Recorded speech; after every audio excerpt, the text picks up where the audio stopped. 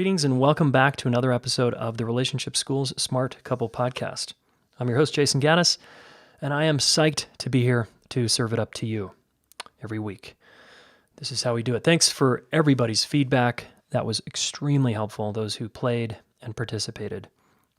We want to expand and our reach and serve you better. So you're always welcome to give us feedback. What guests you think we should have, more of this, less of that. So keep it coming, all right? All right, this podcast, as you know, is about growing. It's about developing yourself and becoming who you are through this amazing, inspiring path called partnership. I really believe in my own life, my own experience says the greatest adventure of all is my wife and kids. I've done some crazy shit in my life, and hands down, I've grown more in my marriage and raising children than I have in any other workshop or life endeavor. So if you use your family and your relationship as a vehicle to wake up to who you are and to see your blind spots and to help you heal and love yourself more, it is so awesome. All right, so that's what we're about here. So if you're new, that might be a lot. So just wade in gently, pick the episodes that work for you based on the titles, and I think you're going to get a ton of value here. Because really, my major claim is you can't get a great relationship if you don't look in the mirror and deal with yourself. So this podcast is all about dealing with yourself, right? Hey, and big announcement here. Can I get a drum roll, please?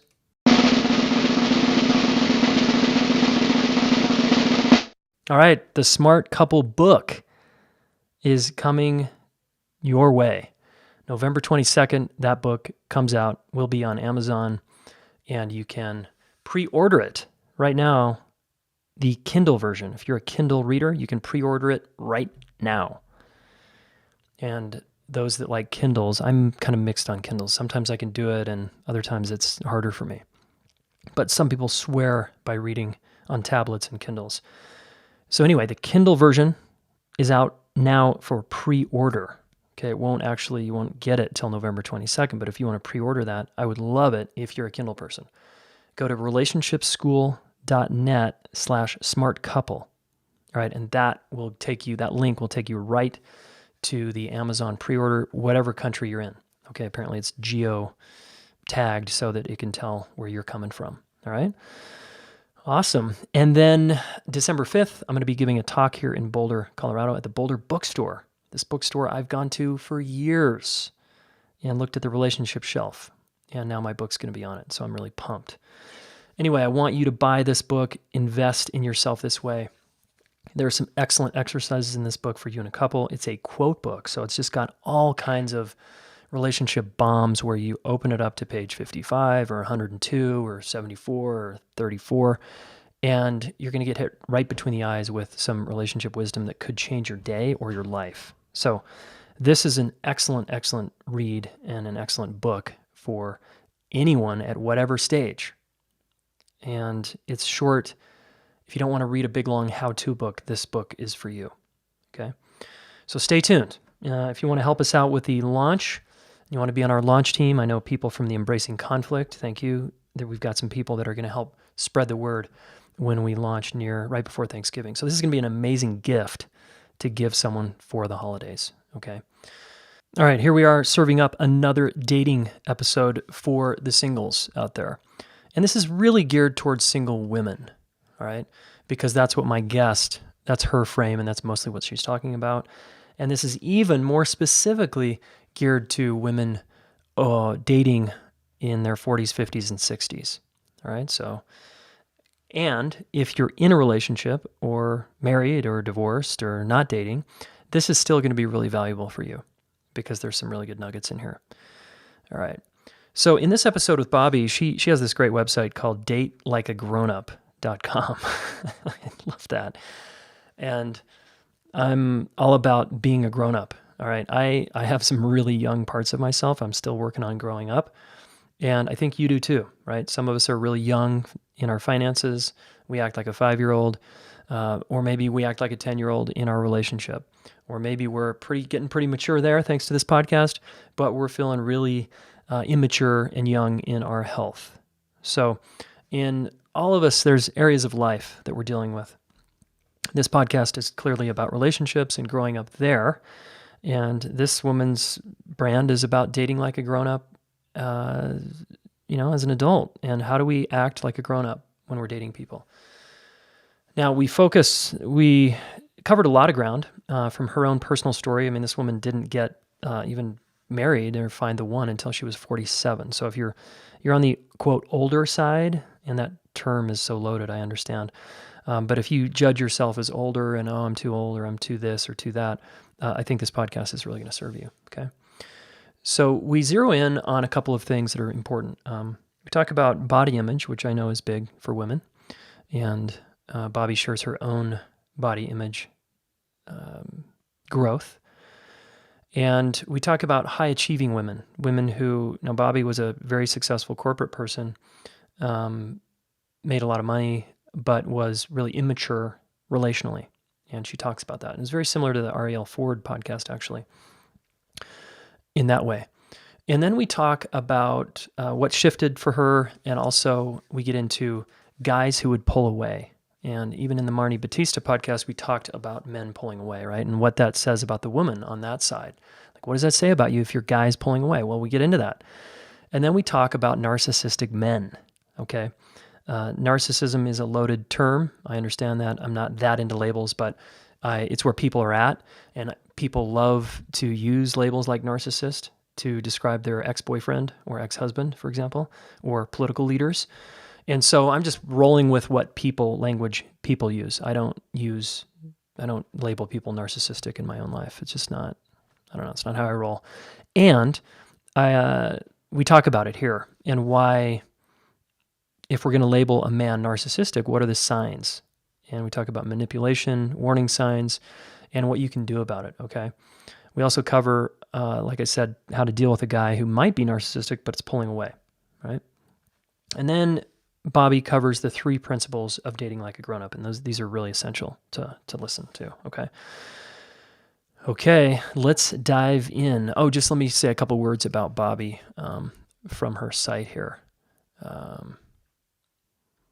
Okay, so she says, I'm Bobbi Palmer. I'm a 50-ish year old, joyfully married, proudly imperfect, open-minded, kind of short, often sassy, ebullient, critical thinking, optimistic, gentle, but direct, ex-corporate training manager, now CEO, coach, and trusted guide. I like that. So now she's a dating coach, and she says, my entire adult life has been about helping adults learn so they can enrich and improve their lives. I spent 25 years in the corporate world creating, delivering, and managing multi-million-dollar worldwide training programs, and these programs helped people further develop their skills so they could excel in their personal and professional lives and reach their most important life goals. She taught people how to communicate better, be great teachers, use computers, build houses, be highly effective managers and mentors, you name it. She even taught Navy personnel how satellites communicate to Earth. She wasn't her favorite, she says. Anyway, she was successful at that. And then eventually her passion waned and anyway, I'll let her share the rest of the story. Okay. It's good. Okay. I'm aware also that we've had dating podcasts for women, but we haven't had a dating podcast for men. So know that's coming. All right. If you have suggestions, email me. Okay. Let's dive in. Here is Bobbi Palmer. Welcome to the show, Bobbi Palmer. Thanks. I'm so happy to be here. Hey, Jayson. Yeah, you're welcome. I'm psyched to have you. Thanks for taking the time. All right. I want to get into you and your brand and dating over 40 and all that stuff. So will you tell us a little bit about you right now? What are you up to as a dating coach? Like, tell me more. Sure, absolutely. Okay. I am up to now just being incredibly grateful and working with the most spectacular women who have a good life. You know, they've created good lives for themselves and they've worked really hard at it. And for so many reasons that, you know, maybe we can talk about that are really common to women in their 40s, 50s, 60s, and beyond. My clients range anywhere from about 35 to 75. Okay. And they've like really managed their life and created great lives for themselves. But this man thing, this love thing has eluded them. Mm-hmm. So, and like I say to them, you're not too old. There's nothing wrong with you. There's just some things you don't yet know. So I have the honor of teaching them what they don't know and Yeah. filling in gaps that are created from their own personal experience and what they think is true and what they think they should be doing and what is really true when you're dating at this time in life and what they really could be doing to create really great connections and relationships and experiences. Mm. Sounds So, and awesome. it's it's um it's really a blessing. I mean, seriously. So I do private coaching, I do group coaching. I work with women all over the world, and I have all kinds of ways that I support women based on what their needs are. And of course, my website, datelikeagrownup.com, has hundreds and hundreds of articles and support and ways that they can just make those little changes. And sometimes it's like that one aha, right? Yeah, That totally. just changes their life. Cool. I want to get into that. But before we do, what got you into this? How did you become I'm guessing you haven't always been a dating coach, and I'm guessing there was a time where you struggled. So give us a little bit of that story. Yeah. Yeah, I didn't grow up saying I want to be a dating coach. I didn't even know they existed. I Uh-huh. got into it because I lived it. I was single until I was 47. So I spent like about, 30 grown up years um, dating, hiding, on hiatus, really focused on my career, being pissed, being sad, being scared, being frustrated. I mean, all those things that come with it's like, beating your fucking head against a wall, right? Mm. Like, I want this. Mhm. Why can't I get this? Like, I could do all these other things, just like the women I told you about that I'm supporting now. So that was my life for, 20 some odd years. And I finally realized that after like blaming men and my circumstances and the size of my thighs and blah, blah, blah, I finally realized that, you know what? It's me. I'm the common denominator in every single shitty experience I've had. And I've been saying I want love and to be married for a really long time, but have I really wanted it bad enough to do it well and do Yeah. it right? And the answer was kind of no, but now I do, and I got to figure it out. So in my mid 40s, I worked with a really amazing counselor slash coach. Hmm. Did a lot of reading, went to seminars. I mean, learned. I just went into full learning mode about myself, about men, about relationship and communication and dating. And I met my husband when I was 47 online, Match.com. And we met and married within 6 months. So, Whoa. yeah, Nice. I know, right? How It's did you not, know how did you know he was the one to go so fast? yeah, I know. It's interesting, isn't it? And it's not unusual for people at this time in life. So I was 47, he was Mm. 56. Um, how did we know? We knew because I knew because of the way I felt with him. Hmm. I knew because of the way I felt with him, both when I was with him and when I was not with him, which is a really important sort of, it's really important that when we're thinking about, and I tell women this all the time, when you're thinking about, is this man somebody that can make me happy? It's not just, are you happy just when you're hanging out with him, having fun? Are you happy when you're not? And Mm. um, it was two adults. He'd been married twice before. I'd never been married, of course. He had 2 kids and 4 grandkids. I had no Wow. kids. He grew Okay. up Christian in the Midwest. I grew up Jewish in the Valley. Okay. On paper, there was no reason that we were going to be a thing. Huh. Uh, but we were two adults coming together we were both very clear on what we wanted and what we didn't want and what really mattered and what didn't. Yeah. and how we wanted the rest of our lives to look. So it's different when you're younger, right? You're looking for someone to, Totally. Yep. younger, you're building a life together. At this time in life, you've got a life and you're looking for someone who blends with it and who can expand it. Yeah, and And when you're just, younger, I'm guessing also like you don't know yourself as well, right? Like at 47, you knew yourself pretty well. that's right. And only because I did that work though. Uh-huh. Do you know? I mean, just because we're older doesn't necessarily mean we're really clear about who we really are Okay. and what is really good for us, what we want versus what's good for us. Yeah. I still have 70-year-old women who are still, looking for the hot hunk. Uh, Okay. but I learned all that. And I learned Yeah. that that's the 18-year-old crap. Hmm. Like as an adult, what do I need? What's important? Security is important. I mean, boring stuff you'd be like, when you were 25, you'd be like, boring, right? But Yeah. you, like like the work you do with relationship, trust and security and sort of agility, and how do you handle life's knocks, Yeah. and how do you make decisions, and what values do you base your decisions on, and Hmm. what are your priorities. And he and I, from the first date, we did the thing that all coaches tell people not to do all the time, but I think it's wrong. First date, we talked about politics, we talked about religion, we talked about family, we talked a little bit about finances. I mean, we just went for it. Yeah. And we knew after that first date, we had a really good chance of being a really good couple. So we decided to focus on getting to know each other. And 6 months, we planned our wedding pretty quickly. That's so cool. And it's 11 years now. We've been married a little over 11 years. And I think it's turning out pretty well. Yeah, it sounds like it. Impressive.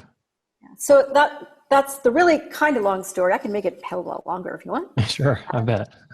That's kind of the story of like how I began doing this. Is like I completely lived it, and I know the frustration and the sadness and the loneliness, but also sort of ultimately that feeling like something's wrong with you.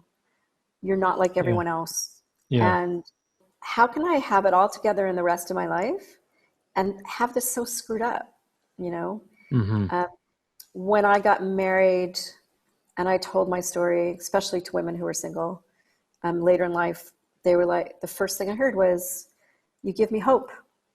Yeah. And that really touched me. And that made me realize how important it was to share my story. My background is in adult learning Okay. and training and in coaching, so in the business realm. And so I just realized this was the next thing I had to teach. That's so awesome. Let me ask you a couple questions about your career, like because I think this is more common these days, right, than say my parents' generation, where women are just going for it in the workforce and have a full-on successful career, and then it becomes hard to balance relationships and family and other things. So, were you just not wanting it, or were you wanting it but not getting it? And were you so focused on business and work? Like, what's their space? I guess I'm trying to understand. Like, for you, what was that like? It's a really good question. It varied, right? So I'd go sort of in and out of focusing on finding love. Uh, but for the most part, I hid in my career. Mm, I worked, 67 hours a week, 60, 70 hours a week. I was making, really good money. Uh, One thing that I learned during like that period of time that I was really understanding myself and my needs, I had to admit that the fear that I had about what would happen if I really went after it being love, like if I really, really hmm. went after love, like I went out after my career, it would be really scary, really painful. And maybe nobody would end up loving me. Like maybe Mm, I just wasn't lovable. And um, when you feel that way, you can say as much as you want out loud, "Oh, I want a boyfriend. Oh, I want a husband." but you're always going to self-sabotage. I mean, I did it over and over. And one way that I did that, and so many women do that, is really just hide in our careers. And by that, I mean, do we have to work 60, 70, 80 hours a week? Probably not. It's a way to keep ourselves busy. It's a way to keep ourselves feeling like we're accomplishing. It's a Yeah. it's a mask, and it's so masculine. And the better we do at our careers, for the most part, the worse we are at love. Mm. It's all our masculine energy, and the feminine Yeah. energy, which has that scary shit. We're like, don't want to do that. Uh-huh. Can I answer your question? Yeah. Yeah, totally. Do you Yeah. think it's true for men too, that they're kind of guys that work their ass off and work 70 hours a week or whatever are hiding a bit and they you know, don't know how to do love Yeah. generally?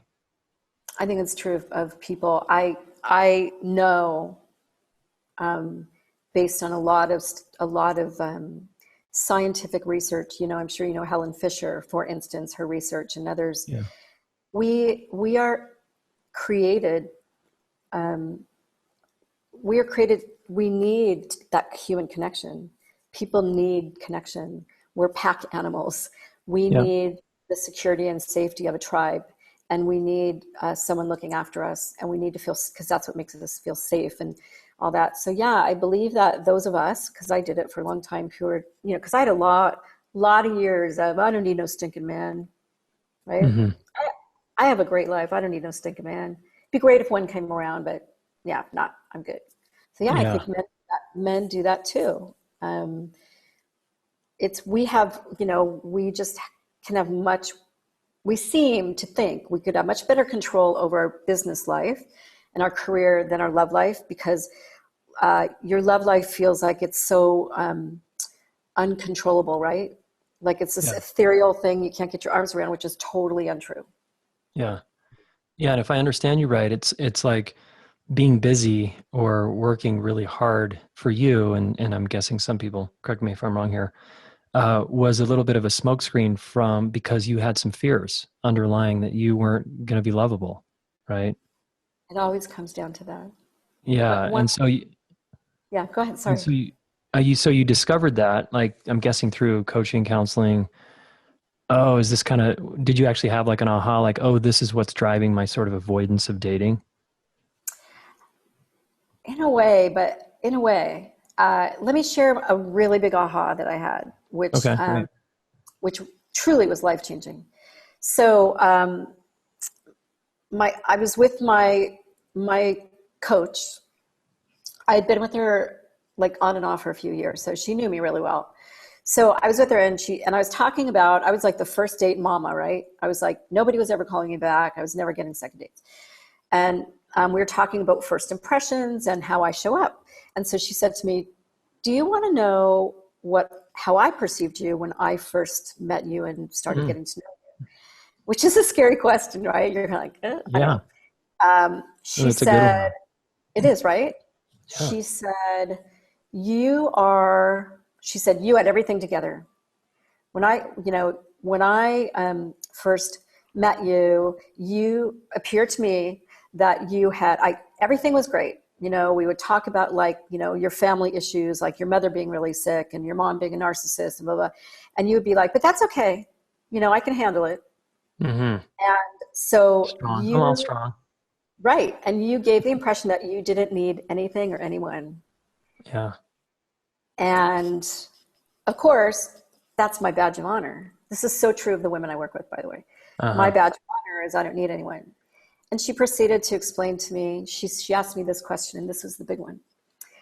If you knew someone who never needed you, they never needed to be picked up at the airport, they never needed a shoulder to cry on, they never needed your advice, would you consider that person a good friend?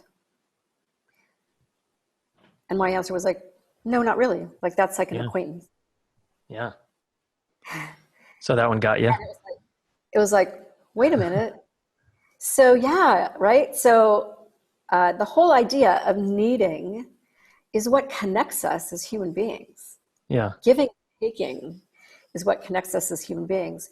And when I had that kind of aha, two things. One is I realized I was putting up this wall. I call it my wall of I dare you, Okay. right? Because that's how I felt. Like I dare, like the guy that would be the one for me would be the one that would climb my wall. That's the guy that really cared about me. Well, Yeah. how the hell does he care about me if he doesn't know me? Because I got this stupid, I got everything handled stuff. Right. Right. And the other thing was that this idea again, that not only do we as human beings, not only is helping and needing part of our nature and part of what connects us, it's so particularly true of men, right? It's so Yeah. true that men were, when you go back to the beginning of time, it's your nature to help us. It's your Hmm. nature to try to keep us safe. It's your nature to help improve our lives. I And mean, when, hopefully, well, if we're a guy that's halfway paying attention, right? right, exactly. Yep. Yeah. And by the way, I only talk about grown-up good guys. Oh, That's what I cool. say. All right. That's what I say to That's what my we're women, talking right? about here. Nice. Yeah, yeah. When I'm talking about men, I'm talking about like the grown-up good guys like you. Um, Cool. yeah. So when I understood, okay, not only am I not, because I did that with all my friends too. I don't need you. Um, Yeah. not only was I keep having that wall up, which was telling guys like, I don't need you. That's the thing that men, that's the thing that sort of makes them want to be part of your life, is to have a chance to enhance, especially enhance a woman's life who's happy with herself and who has created, has good stuff around her, right? I Yeah. traveled, I had great friends, I had a great career, everything was great. Um, and so when you send the signal to a man, I don't need you, then what you do, and I've learned this since, then what you do is you attract exactly that guy. You attract the Yeah. guy who doesn't want to do anything for you. Ouch. So isn't that right? Yeah. So, Yeah. I would say that 75% of the women that I talk to, that I work with, that I, coach, um, they they are narcissist attractors. They're narcissist magnets, Uh-huh. and or lazy guy magnets. The reason they're attracting these guys is because they send the signal, I don't need anything, I don't need you, and the crappy guys who don't want to give are like, perfect. Yeah. I I don't got have a to give you I got a good anything spot anyway. here. Yeah. And the men who are good grown up men who have to feel needed and have to feel important and have to feel special in your life, they're like, yeah, I don't want any part of that. Yeah. Yeah. And I was doing that too. So So, when you talk about let's just pause on the narcissistic dude for a minute. So so that could be a guy who's um, really self-absorbed and isn't really there for you. That's the kind of guy you're talking about, right? it is, but it goes further. And I think it's a really it's a like favorite word of the year. Like Yeah. Of everyone's a the narcissist. decade. Yeah. Yeah, yeah. Um, the narciss and my mother, like I said, was classic. The narcissist really cannot, just is in unable to consider anything outside of what affects them and how things affect them. And Yeah. so they're not just selfish. They literally they literally do everything in order to feel good about themselves. Uh-huh. So with men, where that shows up in dating is these are the guys that will chase, chase, chase, and wine and dine a woman, and just really try to win her because it's ego, right? It's his Hmm. ego needs to win her, and everything he does when you really closely is still all about him. He takes you to where he wants to take you. He shows up when he wants to show up. And he has no space for you. He doesn't really want to know what's going on with your life. He doesn't really want to know what you want to do or what makes you happy, Hmm. except how it will reflect back to him so he gets what he wants. Yeah. So a woman dating this guy, just describe her a teeny bit more in case she's listening and what she can do. What's the move for her? So what's she like and then what's her move? Yeah, she's listening, I'm sure. Unfortunately, there's so many women. First of all, on my website, if you go to datelikeagrownup.com/blog, there's a search there, search for narcissist. And Okay. there's an article I wrote saying, why we attract jerks and narcissists and how to stop it. Okay. Great. The woman, what she's experiencing is this man is manipulating her to fall in love with him. And he is working overtime to get that done. And she does. He's also, manipulation is a tool of the narcissist, and they are good at it. They are so good at it.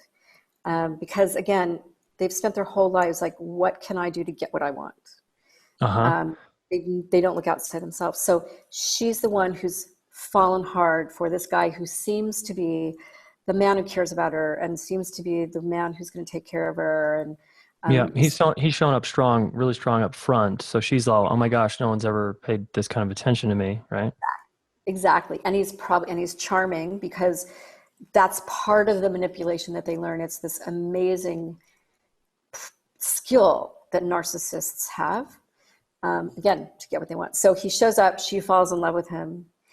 And this is a woman who hasn't done the work. So she doesn't really know consciously. She can't articulate, what do I need to be happy? She's just happy that this guy is showing her, like you said. Yeah. And little by little, he starts, chilling with the attention, and it may go away. But little by little, she's going to start realizing that her needs are not being met. Yep. So if she asks him, like, honey, could we, instead of just going out just Saturday nights, could we do this or that? He is going to turn on her and make her feel bad. That is the narcissist's like playbook. Okay. If there anything comes up about you and what you want, he will make you feel like you're the selfish one. You're the wrong one. How dare you ask him that? And the games begin. So what's her move? Like what's the fundamental move there for her? The fundamental move is when you're first getting to know. First of all, I talk about discover, don't decide. It's really important. I know I went really fast, but I spent many, many, many hours with my husband, like right off the top. Discover, don't decide. So don't have that first date that's like freaking amazing, and you have that witty repartee and he seems really great and think he's the one, because you don't know. Yeah. So what's really important is you need to first and foremost understand what your needs are. What do you need to be happy? And I have a 6-step system. That step 3, I have a 6-step, I call it my Find Hope and Find Him system. Okay. And it's the steps I had to take in order to get to the point that put me into this really great marriage that I'm in, this great new life. Yeah. So step 3 is, who is he getting past your list? Really understand, not the superficial nonsense like he likes me, or he's really hot, or we have great witty repartee, or he's really smart. What do you need in order to be happy every day for the rest of your life? You need to feel safe. And it's about what you feel. So focus on your needs, your grown-up needs. Yeah. Because that shiny guy isn't going to look so shiny when you're focusing on your needs and realizing you will realize he's doing everything his way. Mm-hmm. Yeah. I mean, the way you're describing it sounds like he's just putting on a show, really, and she's kind of bought it hook, line, and sinker, and she's kind of left her needs behind because he's just showing up so strong she doesn't have to think about her needs. Yeah, exactly. And I don't know that he's really putting on a show, because who he is, essentially, fundamentally who he is someone that needs people to not just like him. Yeah, revere him. They need to revere him. They need to, he needs to be their most important person, and they'll do anything for him. And not only that, but they will thank him for it. Yeah. They will thank him for letting them do it.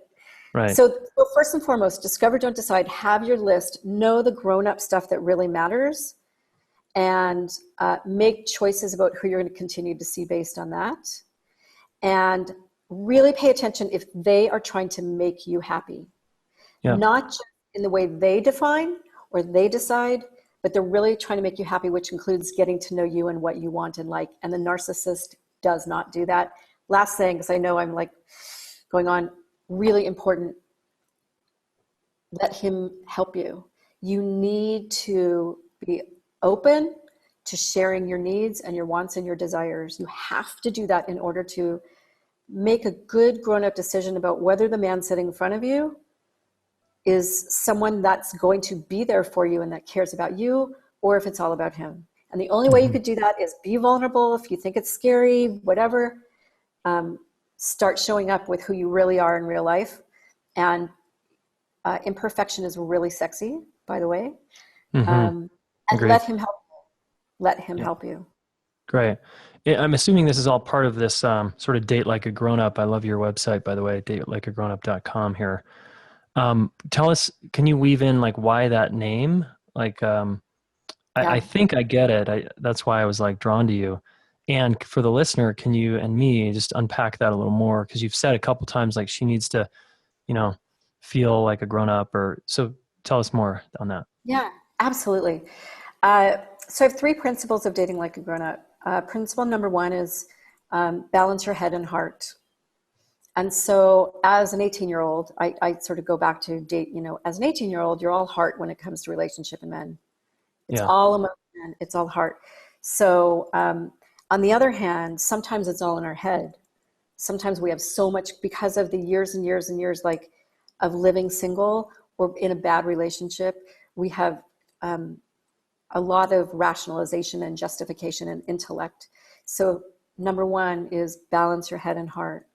Okay. Number 2 is show kindness to yourself and the men you meet. So our 18-year-old is insecure. Our 18-year-old is the one that just wants a boy to like us. Because that's sort of what made us special at that time in our life. So you have to show kindness to yourself. And that includes, that's my step 1, is falling in love with your grown-up sexy self. So really getting to know yourself and embracing yourself as a capital W woman who is lovable and desirable. And again, imperfection is perfect. I could, do more. So kindness to yourself. And it's also not kicking yourself. Damn, I'm 55 and I haven't figured this out yet. So what? Yeah. You don't kick yourself for that. You move forward. And then kindness to yourself and the men you meet. We have the bitter woman is everywhere. When we're single for a really long time and in that beating our head against the wall thing for so long, we get angry and we get pissed. Yeah. And where do we, like myself, we direct it at men. So if you want to, the grown-up part is realizing the man sitting in front of you is not the guy who didn't show up last week or your husband that turned out to be an asshole. It's about really being able to show every man that you connect with the kindness that you would show any stranger, any woman, and learn about men. It's our responsibility in kindness to learn to understand them, because you guys are so different. You're so different. And third is, and this kind of goes with that, is take responsibility for your actions and outcomes. Right? So all those years that I was like, I can't find love, men suck, what's wrong, what's wrong? I was like pointing out what's wrong with everyone else. And it wasn't until I finally said, wait, this is about me.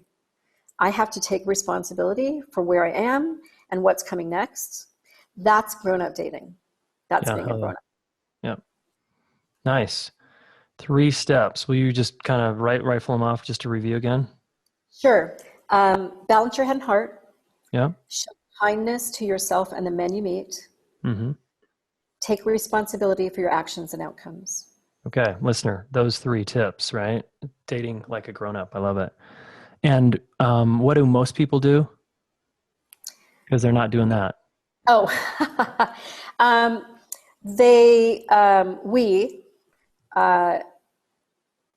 we give into our self-loathing, we give into our insecurity, we give into because it's all emotion, right? It goes back to when Johnny didn't ask you to the prom, So we feel bad about ourselves. I just took a survey of thousands of women, and when I asked what do they think is the biggest challenge, it was that looking inside, what do you think is the biggest challenge? They said, I don't think the men I want me.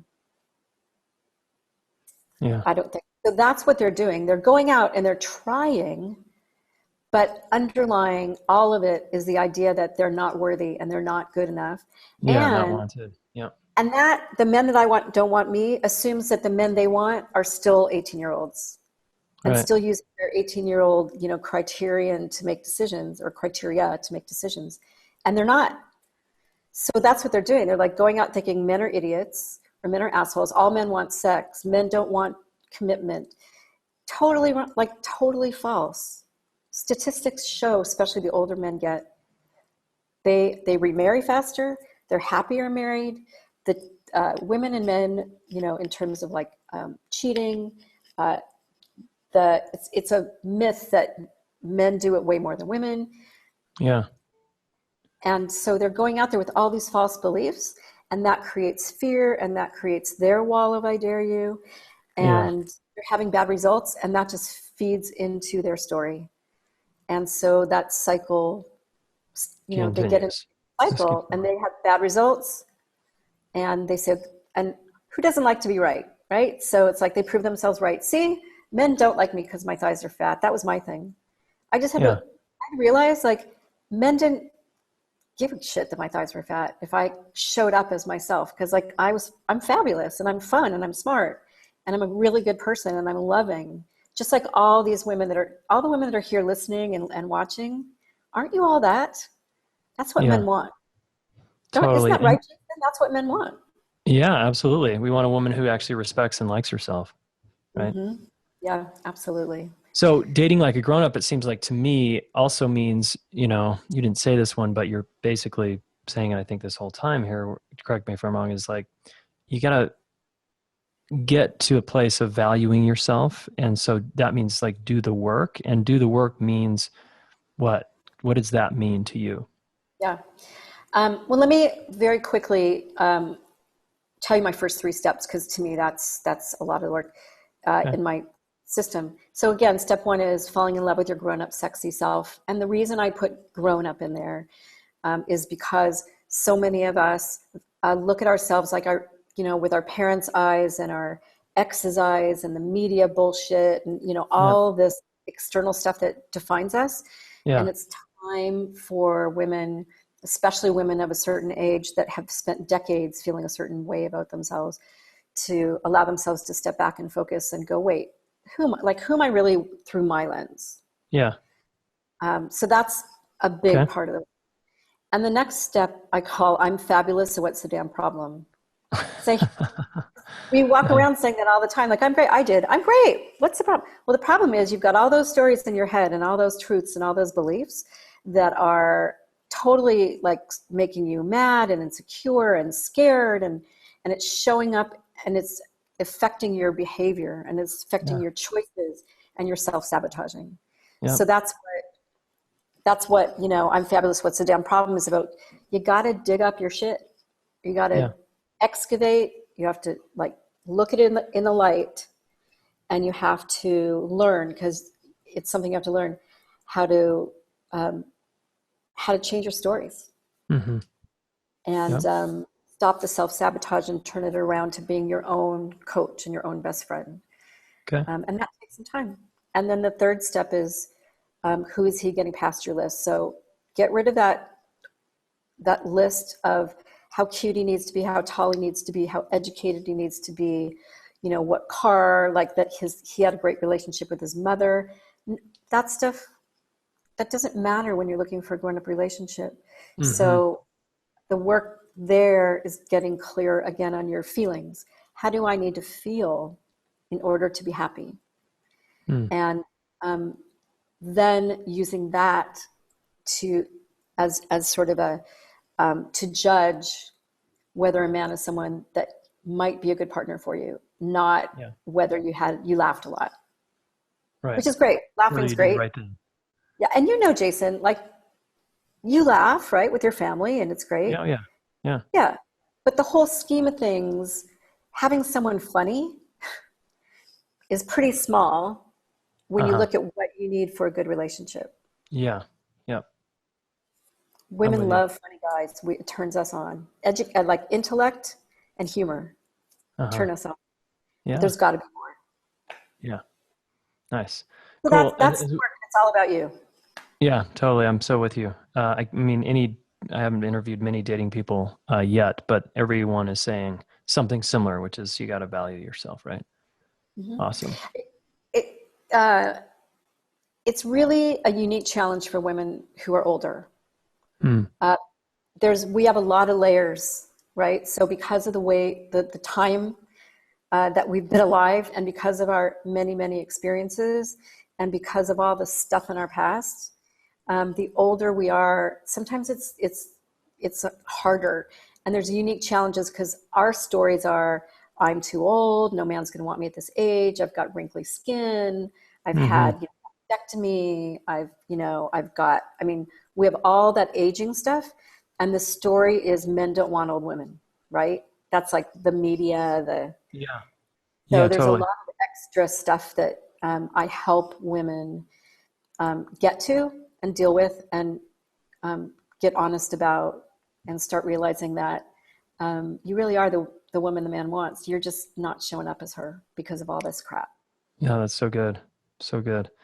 All right, as we wind down, what about a woman? I noticed on your website you have something about the disappearing guy. So if you're dating a man and you think it's whether he's narcissistic or not, let's just talk about a guy who's, it's going well, and then he starts to pull away. What do you recommend there? I'm so curious what your coaching is. Yeah, what you're talking about is my webcast, and the disappearing man, the real disappearing man. He's the guy that you've connected with online, and you've emailed back and forth several times, and then he just never returns your email. He like disappears. Okay. Or you've gone out with him once, great time, great date, I'll call you, it was great, let's do it again, never calls, right? So it's at the beginning of a potential date or a potential relationship, and he just ghosts you, Yeah. right? I think everything's great, you can't figure it out. So the most important thing about this is, so what? What I want women to understand is, you don't know him, he doesn't know you. So what? You didn't have him in the first place for him to be disappearing on you or Right. dumping you, right? And a lot of it too is texting. Texting. I'm so glad texting wasn't around when I was dating. Right. Seriously. Texting and dating, like, Yeah. so that's the disappearing man too, right? There's guys that'll text for like 2 weeks straight, every day. Good morning, sweetheart. How's your day? Send pictures of his dog, send pictures of his grandson, playing a ball at the softball game. And then one day he just disappears. Gone. But Yeah. you've never met him. So stay out of the fantasy world, balance head and heart, stay out of fantasy and discover, don't decide. And remember that um, a disappearing man in these terms is someone that you don't know at all, but you created a fantasy. And Yeah. I've done it. I fell in love with profiles, right? I mean, I Yeah. can fall. I I did fell this in love with with so many women too, by the way. profiles. Yeah. Did you? Oh Yeah. yeah. In my 20s. Yes. Oh, right. So yeah. So be a grown up, be in the moment, and realize what you do know and what you don't. And if he disappears, it doesn't matter. So going down the rabbit hole about what you did wrong or what he was, or being angry at him, is so much energy, so much negative energy. And that's what makes us quit. And that's what makes us mad. And that's what makes us feel bad about ourselves. Hmm. But it had nothing to do with you. He didn't know you. You don't know him. Yeah. So it's like, oh, that was fun for a day. Or what did you learn? It's all about, what did I learn? And how are you going to use that next time? And I Super. have this whole webcast that really gets into detail, and Yeah. I also was going to say. offers an ebook on it too. Okay, cool. And so if people were to continue to follow up with you, where's the best spot for that? So I definitely want them to get this webcast, datelikeagrownup.com/disappearing. Okay. Datelikeagrownup.com/disappearing. Great. And they'll And we'll get the put that one in the hour show notes for webcast, people so you can just click it. great, and the ebook. Awesome. Yeah, and the ebook.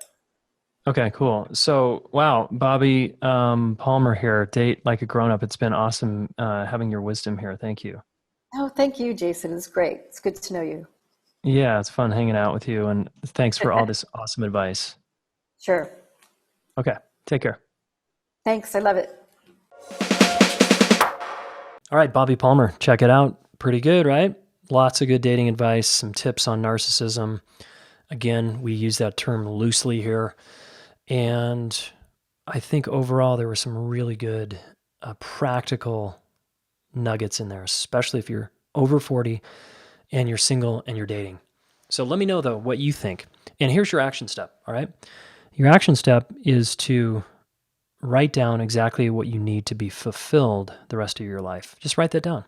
I thought that was a great exercise that she suggested. Do that. What do I need? And think of things like emotional and physical safety, not, well, I need a ring, I need a house. Think like you're what helps you relax and feel safe and connected to someone. Think of that kind of stuff, right? Okay, awesome. All right, guys, if you want a deeper dive, please come join us at the Relationship School. The way to do that is to join the Relationship School Roots community, where you practice every couple of weeks listening, validating, reflecting, and you meet other awesome like-minded people. There's singles, there's couples, there's partnered individuals in there. So you're going to have a good time and you're going to learn a lot. And most importantly, you're going to be more likely getting what you want later because you actually put in the work and you practiced. Okay. Notice how every guest pretty much says, do the work. That's what we're talking about here that's the work is practice relationship skills. It actually makes a massive difference. Okay. Okay. Go to relationshipschool.net/roots if you want to apply and jump in with us. And we meet on Wednesdays. relationshipschool.net/roots, ROOTS. One last shout out for the feedback. Thank you so much for your feedback. I got a lot of feedback via email and social media, Facebook, a little bit on Instagram, but mostly I just want to say thanks because it's going to help us improve the show. And coming up, we'd love to have a couple on the show. You could be going through it. You could be on the other side of something. But my intention is to highlight a real couple in a struggle, and I would help you. So it'd be like a couples coaching session for basically free, other than you've got to expose yourself to lots of people. Okay, we can just use first names if you want. We can do no video if you want. But in an ideal world, I'd have you at my house and we get videos out and we'd record the whole thing. Okay, because that's going to serve a lot of people. You getting help with your relationship is going to help a lot of people. Here's my ground rules, though. You got to both be willing. You can't be dragging someone there, all right? It's just better. It's going to go better, okay? If you're both like, yeah, let's get some help from Jayson. So bring it on. Or if you are a very empowered couple, you've listened to the podcast, and you love to be featured on how the podcast helped you, we want to feature you as well, okay? Just send us an email, info@relationshipschool.net, and we'll get right to it. Okay, see you in the Roots community and on the other side.